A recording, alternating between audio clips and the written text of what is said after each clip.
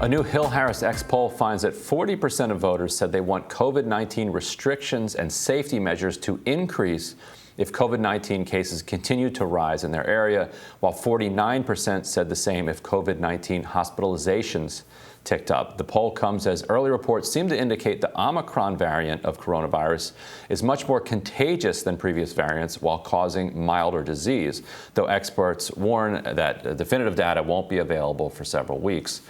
Meanwhile, stricter restrictions are being imposed on travelers as the holidays grow closer. Robbie, what do you think?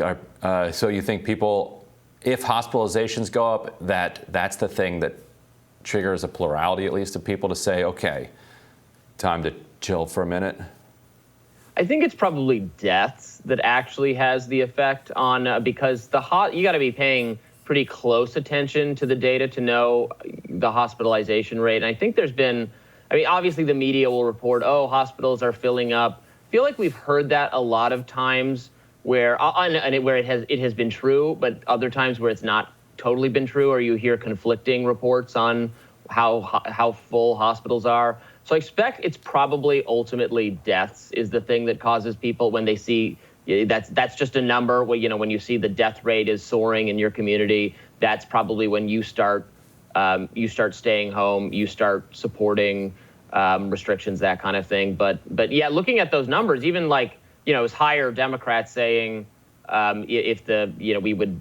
we should have more restrictions if this happens, but it was still less than half saying that. So right, in that sense, and if you can compare that to 6 months or a year ago, you're seeing that number continue to tick down, and you're going to continue to see that, and it's going to. I think it's in the future. It'll take bigger and bigger outbreaks to get similar responses. Where people are just saying, look, I can't do this anymore. Well, that's what the cases also have become I think people understand, even people who aren't following that closely, that cases are becoming more of a meaningless metric, not an entirely meaningless metric.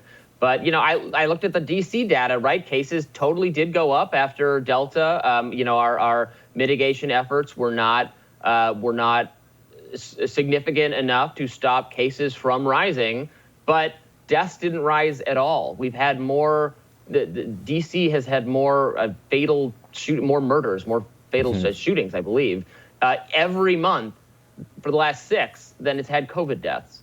So there are some places where the pandemic really is basically over, where they've got enough vaccination, they've got enough to kind of kick it, and that is absolutely not true everywhere in the country. That's not true everywhere in the world.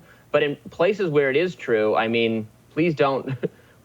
We do have to get back to our lives. We have to get kids back in their actual classrooms.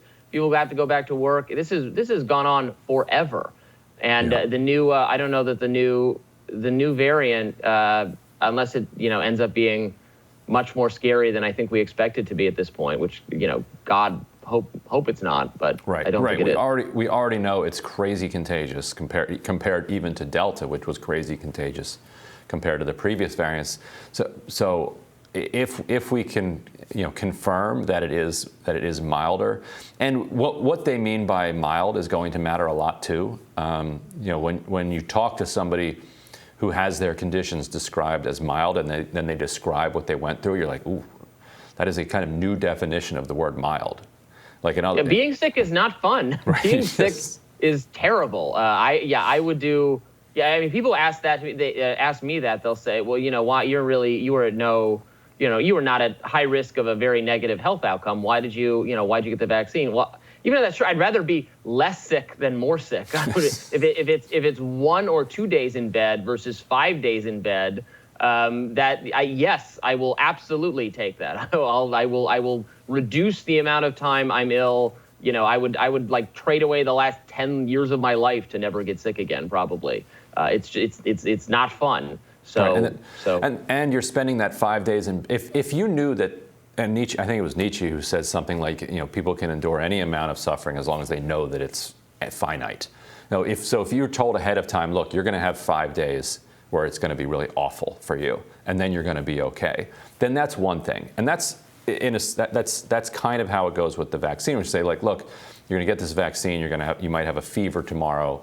Then within 24 hours it's going to resolve because you have not caught in a potentially fatal disease. So if you're lying in bed for those 5 days, not knowing which direction this is going to go, checking your oxygen levels, wondering if you're going to wind up with long COVID, wondering if you're going to go, recover in 5 days or in 5 days be in the hospital. That it adds this like level of psychic terror that I think helps explain why, particularly over the summer, you saw a big uptake in vaccinations as people saw the alpha wave going down. They saw everybody else getting vaccinated. They're like, okay, cool. I guess we're good, and everyone else got vaccinated. I'm good. But then they see this huge rise in suffering, and you saw tons of people going out and getting vaccinated and saying, no, I'd rather not go through that. People are going to get it. Yeah, I got a breakthrough case. People are going to get over time, especially as we just learn to live with COVID forever. People are going to get it. You're going to if and when you do get it, you're going to wish you had the vaccine. In the 99.9% of cases, in the overwhelming majority of people are going to wish they had the vaccine when they get it. Yeah, well, fortunately for people, it's available. But we will have more Rising right after this.